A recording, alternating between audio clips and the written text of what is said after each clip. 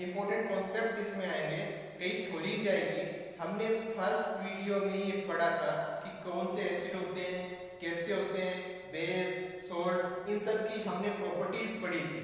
उसी प्रॉपर्टीज को आगे बढ़ाते हुए अलग अलग साइंटिस्ट ने अपने अपने समय में अलग अलग थ्योरी दी, जिसके अनुसार ये पता चलेगा हमें कि कौन सा कंपाउंड्स हमारे पास जो कंपाउंड्स है वो कंपाउंड्स एसिड है, बेस है, सॉल्ट है। तो उसमें सबसे पहले थ्योरी जो आई वो आर्नियस साइंटिस्ट की आई थी। आर्नियस ने ये बताया था, हमें ये बताने की कोशिश की थी कि कौन सा एसिड होगा, कौन सा बेस होगा।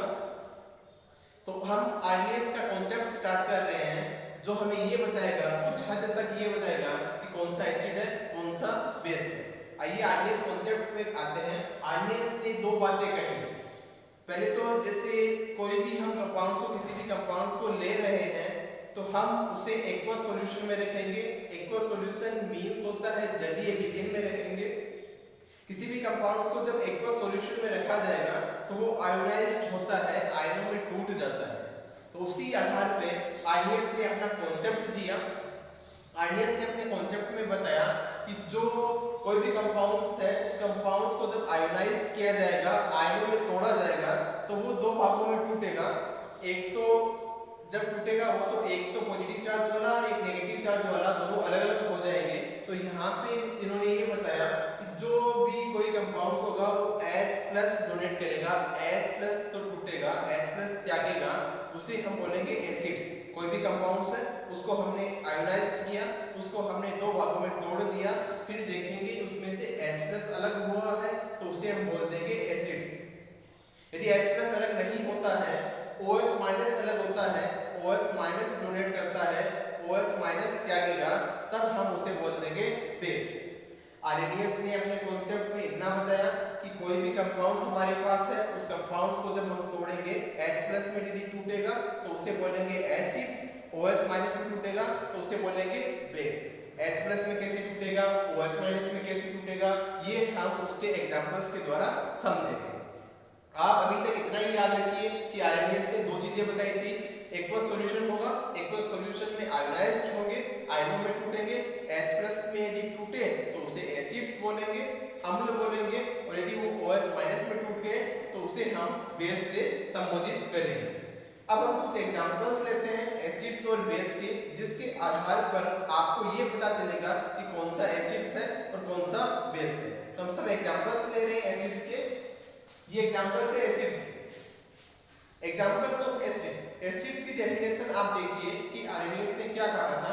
आर्नियस ने एसिड्स के बारे में ये कहा था कि जो भी H+ डोनेट करेगा, H+ त्यागेगा, उसे हम एसिड्स बोलेंगे। तो यहाँ पे हम देखते हैं हमारे पास सबसे पहला कंपाउंड, सबसे पहला HCl है। HCl को हम तोड़ेंगे तो हम ये जानते हैं कि हमारा जो हाइड्रोजन है, H हाइड्रोजन है, उसके ऊपर +1 चार्ज पाया जाता है। ये फर्स्ट ग्रुप एलिमेंट है, फर्स्ट वर्ग का तत्व है, इसलिए इस पे +1 चार्ज पाया जाएगा। इससे आगे वाला H के साथ में कौन जुड़ा हुआ है, Cl जुड़ा हुआ है। Cl के ऊपर -1 चार्ज पाया जाता है, क्योंकि ये 17 ग्रुप का 17वें वर्ग का एलिमेंट है, उसके कारण से यहाँ पे -1 चार्ज पाया जाता है। तो यदि हम HCl को तोड़ने की कोशिश करेंगे, आयोनाइज करने की कोशिश करेंगे, तो ये दो भागों में टूटेगा, जिसमें से एक होगा H+, एक होगा Cl-। तो हमने यहाँ पे HCl को तोड़ा तो एक तो H+ में टूटा, एक Cl- में टूटा। ये HCl जो भी हम ये प्रोसेस कर रहे हैं वो एक्वस सॉल्यूशन के अंदर कर रहे हैं, जलीय विलयन के अंदर कर रहे हैं। जलीय विलयन में ही ये आयोनाइज्ड होंगे, वहीं से ये H+ को अलग करेंगे। तो यहाँ पे हमारा HCl में से H+ अलग हो गया। तो H+ अलग होने के कारण आर्नियस के कॉन्सेप्ट के अनुसार ये क्या हुआ, एसिड्स हुआ। मींस इतना सही है, जो H+ डोनेट करेंगे वो एसिड्स होंगे आर्नियस कॉन्सेप्ट के अनुसार। इसका HCl का नाम होता है हाइड्रोक्लोरिक एसिड। हाइड्रोक्लोरिक एसिड हमने डाइजेस्टिव सिस्टम, पाचन तंत्र में भी पढ़ा था। गैस्ट्रिक जूस वगैरह में, स्टोमक में HCl पाया जाता है, हाइड्रोक्लोरिक एसिड पाया जाता है, वही है। नेक्स्ट एग्जांपल लेते हैं हम HNO3। ये भी हमने एक्वस सॉल्यूशन में लिया है। अब आप H की तो फॉर्म जानते हो कि H के ऊपर +1 चार्ज पाया जाता है, H के ऊपर +1 चार्ज है, एलिमेंट्स हैं उसके पास -1 चार्ज होता है। तो H के पास +1 है, NO3 के पास -1 है, दोनों को हम आयोडाइज करेंगे। आयोडाइज कब होंगे ये? जब इनके पास एक्वस सॉल्यूशन या जलीय विलयन होगा तब। तो यहाँ पे HNO3 टूटेगा, H प्लस में टूट गया, NO3 माइनस में टूट गया, H प्लस में टूटा, NO3 माइनस में टूटा। तो टूटने के बाद में इसने हमें क्या दिया? H प्लस दिया है, जिसके कारण हम ये कह सकते हैं कि HNO3 नाइट्रिक एसिड एक एसिड का एग्जांपल्स है। किसके अनुसार है? आरएनएस के अनुसार है। HCl, HNO3 दोनों हमने देख लिए हैं। इसके बाद नेक्स्ट एग्जांपल्स हम देखते हैं H2SO4। H2SO4 को हम सल्फ्यूरिक एसिड बोलते हैं। सल्फ्यूरिक एसिड को हमने एक्वस सॉल्यूशन में लिया, इसको हम तोड़ने की कोशिश करेंगे। तो यहाँ पे देखो H2 यानी यहाँ पे हमारे पास हाइड्रोजन कितने हैं? 2 हाइड्रोजन है। एक हाइड्रोजन के पास +1 चार्ज पाया जाता है, तो दूसरे हाइड्रोजन के पास भी +1 चार्ज होगा। इसलिए यहाँ पे जो हाइड्रोजन है उसके पास +2 चार्ज होगा। तो यहाँ पे देखिए 2 हाइड्रोजन हमने लिख दिए, यहाँ पे 2 लिख दिया है कि हाइड्रोजन के यहाँ पे 2 मोल्स है। इस कारण से एक हाइड्रोजन के पास प्लस चार्ज है, 2 के पास कितने हो गए? 2 हो गए। तो यहाँ पे +1 है, ये 2 मल्टीप्लाई होगा तो कितने चार्ज हो गए? +2 चार्ज हो गए। यहाँ पे एक तो H2 था, अदर में कौन था? SO4 था। SO4 सल्फेट होता है, SO4 के ऊपर -2 चार्ज पाया जाता है। SO4 -2, यहाँ पे -2 है, यहाँ पे +2 है, कैंसिल आउट होके ही यहाँ पे H2SO4 सल्फ्यूरिक एसिड बना था। H के पास +2 चार्ज हो गया, इस H के पास +2 चार्ज हो गया, SO4 के पास -2 चार्ज हो गया, +2 -2 कैंसिल आउट होके क्या बना था? H2SO4 बना था, सल्फ्यूरिक एसिड बना था। ये सल्फ्यूरिक एसिड है। इसमें भी आप देख सकते हो कि आरएनएस ने जो बताया था कि H+ डोनेट करेगा, H+ त्यागेगा, तो यहाँ पे H+ निकाल रहा है, त्याग रहा है। H+ अलग हो गया, सल्फेट अलग हो गया, मींस क्या है? H+ अलग हो गया, तो H+ उन्होंने त्याग दिया, डोनेट कर दिया। तो ये आरएनएस के अनुसार ये भी क्या है? एसिड्स। नेक्स्ट एग्जांपल्स लेते हैं CH3COOH, इसको बोलते हैं एसिटिक एसिड। CH3COOH इसको बोलते हैं एसिटिक एसिड। एसिटिक एसिड को हम तोड़ने की कोशिश करेंगे तो देखिए यहाँ से ये H अलग होगा और जो बाकी वाला पार्ट होगा वो अलग हो जाएगा। तो यहाँ से ये H निकला, H में क्या है? +1। आप जानते हो H के पास +1 चार्ज होता है, H अलग हो गया अपना, +1 चार्ज हो गया। अब जो बाकी पार्ट बच गया CH3COO, इसके पास माइनस चार्ज बाकी रह गया, इसका नाम होता है एसीटेट। CH3COO- को एसीटेट हम बोलेंगे। तो यहाँ पे CH3COOH है, एसिटिक एसिड इसका नाम है। ये एसिटिक एसिड को जब हमने एक्वस सॉल्यूशन में आयोडाइज करवाया तो ये 2 भागों में टूटा, एक तो H+ में टूटा, एक CH3COO- में टूटा। तो हमने देखा यहाँ पर भी हमें H+ मिल रहा है, H+ हमें मिला है। तो आरएनएस के अनुसार ये भी क्या हुआ? एक एसिड हुआ। नेक्स्ट एग्जांपल हम लेते हैं H2CO3। H2CO3 ले लिया, इसका नाम होता है कार्बोनिक एसिड। कार्बोनिक एसिड को हम जब तोड़ेंगे, एक्वस सॉल्यूशन में है ये, इसको जब हम तोड़ेंगे तो ये 2 भागों में टूटेगा। H+, यहाँ पे H2CO3 है, 2 H है हमारे पास, एक H अलग हो जाएगा, H+ अलग हो गया, एक्वस सॉल्यूशन में है, CO3 अलग हो गया, एक H यहाँ पे बच गया था, तो HCO3- अलग हो गया। तो यहाँ पर भी क्या हुआ? हमारे पास H+ हमारे पास डोनेट हुआ, H+ टूटा, H+ हमें मिल गया और बाकी वाला पार्ट एक अलग साइड हो गया। हमारे पास यहाँ पे जितने भी एग्जांपल्स थे उन सभी एग्जांपल्स में H जब हमने उनको आयोडाइज करवाया, आयोडाइज करवाने के बाद में सारे एग्जांपल्स H+ फॉर्म में टूटे हैं। H+ फॉर्म में टूटने का मींस यही है कि वहां पे जब H+ अलग हुआ तो H+ हमें मिला। तो आरएनएस क्या कहता है कि आरएनएस ये कहता है कि जब कोई भी एलिमेंट H+ को डोनेट करेगा, H+ को त्यागेगा, जब वो आयोनाइज पोजीशन में हो, आयनिक में हो, तो उसे हम कहेंगे एसिड। तो ये जितने भी एग्जांपल्स थे वो सारे एग्जांपल्स आरएनएस कॉन्सेप्ट के अनुसार एसिड्स हैं। एक बार हम वापस इसी टॉपिक्स को देख लेते हैं। आरएनएस ने अपनी थ्योरी दी थी। आरएनएस की थ्योरी के अनुसार क्या था? जो भी H+ का डोनेट करेगा आयोनाइज्ड कंपाउंड में, जो भी H+ का डोनेट करेगा उसे हम बोलेंगे एसिड्स, और जो OH- का डोनेट करेगा उसे हम बोलेंगे बेस। उसके बाद आरएनएस ने अपनी थ्योरी में कई एग्जांपल्स दिए जिसके आधार पर उन्होंने समझाने की कोशिश की कि कौन सा एसिड होगा, कौन सा बेस होगा। तो यहाँ पे कई एग्जांपल्स हमने लिए, एसिड्स के एग्जांपल्स लिए। HCl लिया, हाइड्रोक्लोरिक एसिड, हाइड्रोक्लोरिक एसिड को हमने तोड़ा, तोड़ने पर वो दो भागों में टूटा, एक H+ में टूटा, एक Cl- में टूटा। तो यहाँ पे हमें H+ मिला, इसलिए ये एसिड्स का एग्जांपल्स है। नेक्स्ट एग्जांपल हमने लिया नाइट्रिक एसिड का, HNO3 का। HNO3 को हमने तोड़ा तो ये H+ में टूटा, NO3- में टूटा। तो यहाँ पर भी हमें H+ मिला, इस कारण से यहाँ पर भी ये एक एसिड्स का एग्जांपल्स है। उसके बाद हमने लिया H2SO4, सल्फ्यूरिक एसिड लिया। सल्फ्यूरिक एसिड को हमने तोड़ा तो वहाँ पर हमें 2H+ + SO4- मिला, वहाँ पर भी हमें H+ मिला है, इस कारण से वो भी क्या है, एक एसिड्स है। उसके बाद में हमने एग्जांपल लिया CH3COOH का एग्जांपल लिया। CH3COOH को जब हमने तोड़ा तो वो H+ + CH3COO- एसीटेट में टूट गया। CH3COO- एसीटेट में टूटने के कारण से H+ अलग हुआ, और H+ अलग होने से उसे हम बोलेंगे एसिड। उसके बाद हमने एग्जांपल लिया H2CO3 का, जिसे हम बोलते हैं कार्बोनिक एसिड। कार्बोनिक एसिड को जब हमने तोड़ा तो वो H+ और HCO3- में टूट गया, जिसके कारण से ये भी क्या है, एक एसिड्स का एग्जांपल्स है। एसिड्स के एग्जांपल्स को हमने अच्छी तरीके से समझ लिया है। इसके बाद हम बेस के एग्जांपल्स पे जाएंगे। बेस के एग्जांपल्स में ये समझने की कोशिश करेंगे कि वहां पर क्या आर्गेनियस कह रहा था, उस हिसाब से OH- डोनेट हो रहा है या नहीं हो रहा है। यदि OH- डोनेट कर रहा है कोई कंपाउंड तो वो क्या है, बेस है, सार है। यदि वो OH- डोनेट नहीं कर रहा है तो क्या डोनेट करेगा, H+ डोनेट करेगा। H+ डोनेट करेगा तो वो एसिड हो जाएगा। OH- यदि वो डोनेट करेगा तो वो एक बेस हो जाएगा। आइए हम आगे चलते हैं बेस के ऊपर। तो आइए हम अब देखते हैं एग्जांपल्स ऑफ बेस। हमने अभी थोड़ी देर पहले एसिड्स के एग्जांपल्स की स्टडी की थी, एसिड्स को हमने जाना था। तो अब हम बेस के ऊपर आते हैं। एग्जांपल्स ऑफ बेस में बेस को हमने देखा था कि जो आर्गेनियस ने अपने कॉन्सेप्ट में बताया था कि जो OH- डोनेट करेंगे, OH- क्या आएंगे, उनको हम बोलेंगे बेस क्षार। तो हम बेस के एग्जांपल समझते हैं कि किस प्रकार से कोई भी एलिमेंट्स OH- को डोनेट करेगा। सबसे पहले हम एग्जांपल्स पे आते हैं।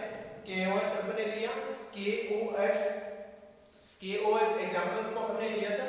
इस KOH एग्जांपल्स में KOH को हम बोलते हैं पोटेशियम हाइड्रोक्साइड। पोटेशियम हाइड्रोक्साइड को जब हम तोड़ेंगे तो हम इसे बोलेंगे K+ और KOH, पोटेशियम हाइड्रोक्साइड। सबसे पहले वाला एग्जांपल हम ले रहे हैं। अब हम इसको तोड़ने की कोशिश करेंगे।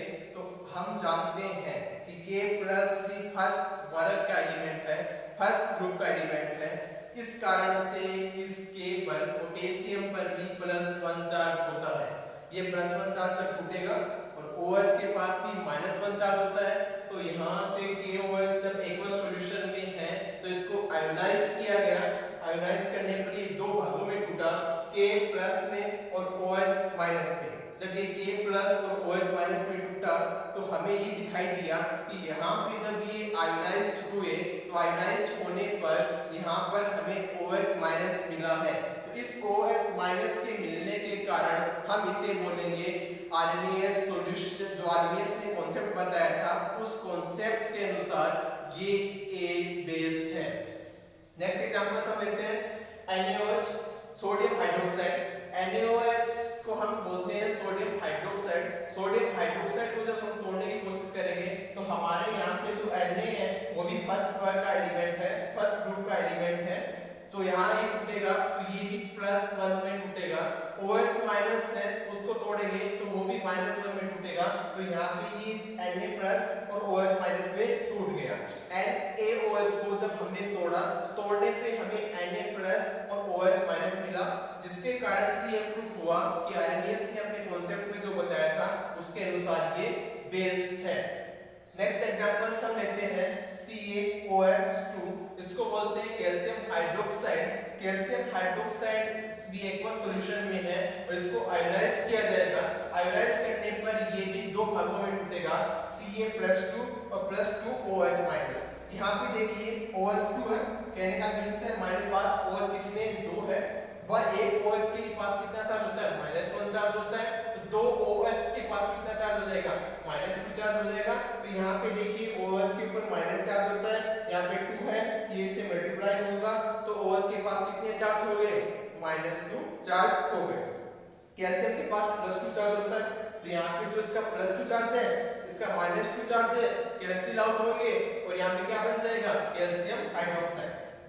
तो यहाँ पे जब इसका आयोडाइज्ड हुआ तो उसके बाद ये किस में टूटे, OH माइनस में टूटे, जिसके कारण से हम इसको भी क्या बोलेंगे, बेस बोलेंगे। किसके अनुसार बोलेंगे, आरएनएस के अनुसार बोलेंगे। नेक्स्ट एग्जांपल है NH4OH। एक्वस सॉल्यूशन में NH4OH को हम बोलते हैं अमोनियम हाइड्रोक्साइड। इसको जब हम तोड़ेंगे तो ये भी टूटेगा किसमें, NH4+ और OH माइनस में, NH4+ और OH माइनस में। कौन टूटा, अमोनियम हाइड्रोक्साइड टूटा, NH4OH टूटा। NH4+ OH माइनस टूटने के कारण हमें ये पता चला कि ये भी एक बेस है आरएनएस कॉन्सेप्ट के अनुसार।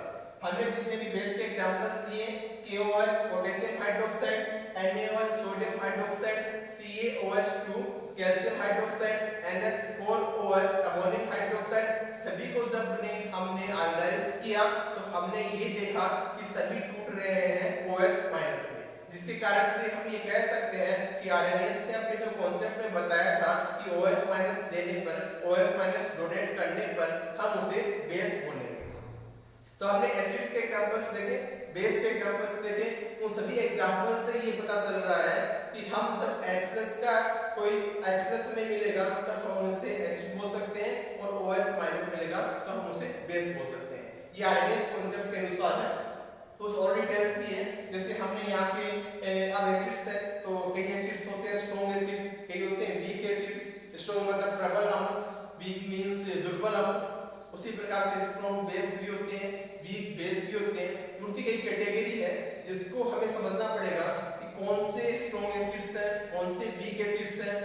इन सभी बातों को देखने के लिए आइए हम इधर देखिए प्रबल अम्ल जैसे स्ट्रॉन्ग एसिड है।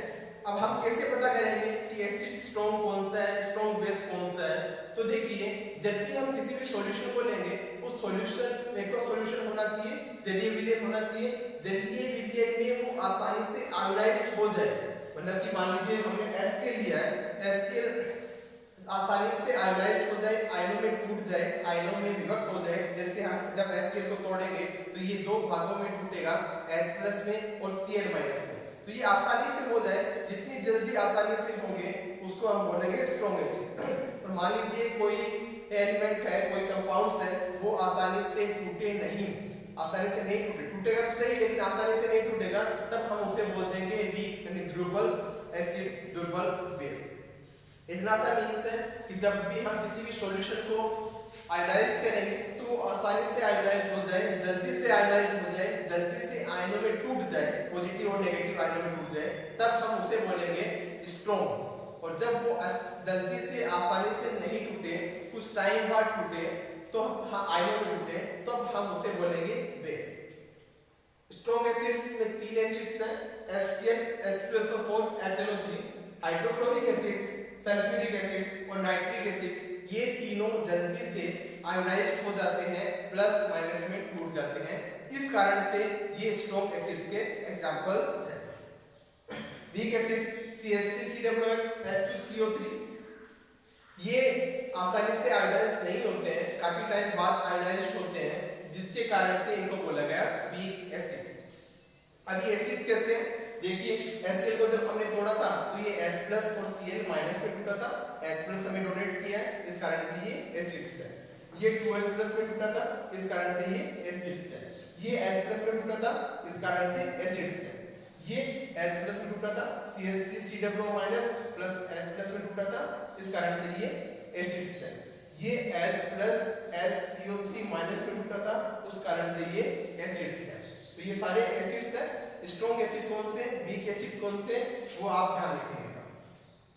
नेक्स्ट है बेस के। बेस के हमने अभी 4 एग्जांपल्स पढ़े थे, KOH potassium hydroxide, sodium hydroxide, ammonium hydroxide, magnesium hydroxide. इनमें सब में आपको OH दिखाई दे रहा है।